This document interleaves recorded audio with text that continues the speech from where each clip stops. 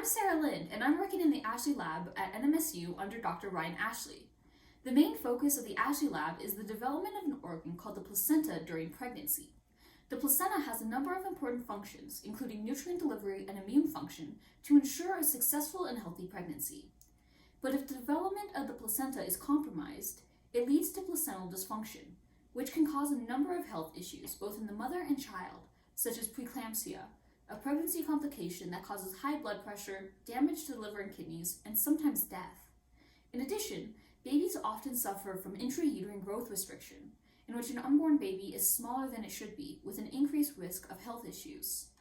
Placental dysfunction also causes long-term consequences in the child, such as cerebral palsy, and predisposes offspring to cardiovascular disease, type 2 diabetes, insulin resistance, obesity, hypertension, and stroke during adulthood.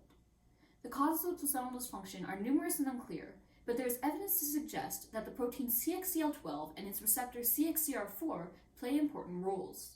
These proteins have been shown to regulate cell proliferation and migration, vascularization, immune cell recruitment, and cytokine production in other tissues of the body, which are all processes vital to the proper development of the placenta. Previous in vivo experiments in sheep, combined with in vitro experiments out of the Ashley Lab, have shown that suppressing the actions of CXCL12 and CXCR4 in the short window of embryo implantation diminishes placental vascularization, induces autophagy, and creates an excessively inflammatory placental environment. Several outcomes of these models mirror that of placental dysfunction. Thus, we hypothesized that imbalances to CXCL12, CXCR4 induced actions play a role in the placental dysfunction. To test this hypothesis, sheep were used as our model organism because the process of placental development is similar to that of humans. The similarity in fetal placental vascular structure, coupled with fetal maturity at birth, allows sheep to serve as an unsurpassed animal model of placental formation.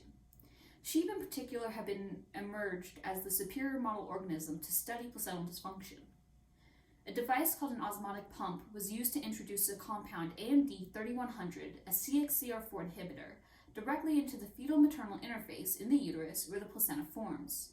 The CXCL12-CXCR4 signaling axis was suppressed during embryo attachment and beginning stages of placental development. Samples were taken from the placenta on days 20 and 35 of pregnancy, as well as from control pregnant sheep not receiving the CXCR4 inhibitor. RNA and proteins were isolated from these samples. Western blot analysis will be used to measure the protein levels, and quantitative polymerase chain reaction will be used to measure the relative levels of mRNA.